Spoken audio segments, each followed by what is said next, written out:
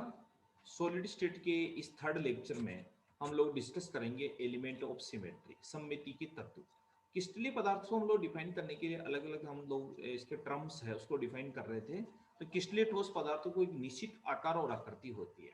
इसके कणों में एक विशेष प्रकार की नियमितता पाई जाती है। किसी पदार्थ की निश्चित आकृति, आकार और उसके कणों की नियमितता को उस पदार्थ की सममिति कहते हैं।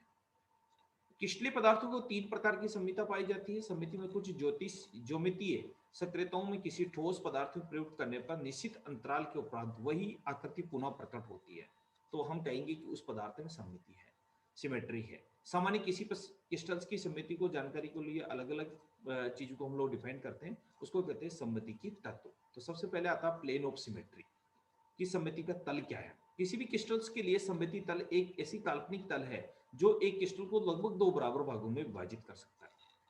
कि एक भाग दूसरे भाग का दर्पण प्रतिबिंब होना चाहिए, कि दोनों इंटरफेसिंग नजर आनी चाहिए।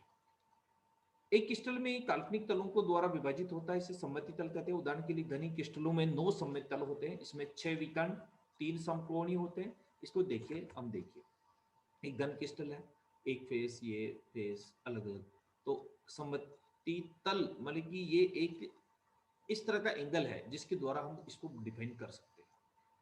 अक्षीय एक्स एक्सिस ऑफ सिमेट्री की बात करें तो किसी क्रिस्टल में कोई भी सममित अक्ष क्रिस्टल की इकाई को गुजरती है, तो ऐसी काल्पनिक इकाई जिसके द्वारा क्रिस्टल को 360 डिग्री पर घुमा सकते हैं। 360 डिग्री पर घुमाने का मतलब हो गया एक किनारे को पकड़ करके हम लोग घुमा रहे हैं। क्रिस्टल की ऐसी आकृति एक से अधिक बार प्रकट होती है। कई वस्तु एक अक्ष से पूर्ण घूर्णन के दौरान कितनी बार अपनी मूल संरचना को दोहराती हैं, वह उस अक्ष की सममिति की कोटि है। उदाहरण के लिए अंग्रेजी वर्णमाला में एक्स को अक्सर एक पूर्ण घूर्णन करने पर 2 बार अपनी मूल आकृति दर्शाता है। इसी तरह सममिति अक्ष की कोटि 2 है, 2 बार होगा, 360 डिवाइडेड बाई 2 तो 180 डिग्री का कोण वो बनाएगी। घूर्णन की आकृति की वही संरचना होती है, इसे द्विविमीय axis of two fold symmetry, इसमें दो बन सकते हैं तो axis of two fold symmetry कहते हैं। जैसे ऐसा है, इसको इस तरह से घुमा सकते हैं। Axis of two fold symmetry वह एक काल्पनिक अक्ष है जो किसी क्रिस्टल को एक पूर्ण घूर्णन करने पर क्रिस्टल की वही आकृति 2 बार प्रकट होती है, अर्थात 180 डिग्री सेंटीग्रेड पर घूर्णन करने पर वही आकृति प्राप्त होती है। एक घनीय क्रिस्टल में वह यह अक्ष 2 सम्मुख किनारों अपोजिट एंड के मध्य बिंदु को मिलाने पर प्राप्त होता है। क्योंकि एक घन में 12 किनारे होते हैं तो कुल 8 इसके क्या होते हैं, टू फोल्ड सिमेट्री देखने को मिलती है। इस तरह देखिए एक घनी क्रिस्टल में इस तरह से घुमा रहे हैं, इस तरह से रोटेट कर रहे हैं इसको, तो इस तरह इसको डिफाइन कर सकते हैं। इसी तरह आती है कि 3 फोल्ड सिमेट्री, इस अक्ष पर क्रिस्टल की पूर्ण घूर्णन करने पर एक आकृति 3 बार प्रकट होती है, तो उसे 360 डिवाइडेड बाई 3 120 डिग्री का एंगल बनेगा। घूर्णन की वही आकृति पुनः प्रकट होती है। एक घने क्रिस्टल में यह अक्ष 2 सम्मुख घन कोण को मिलने से बनती है।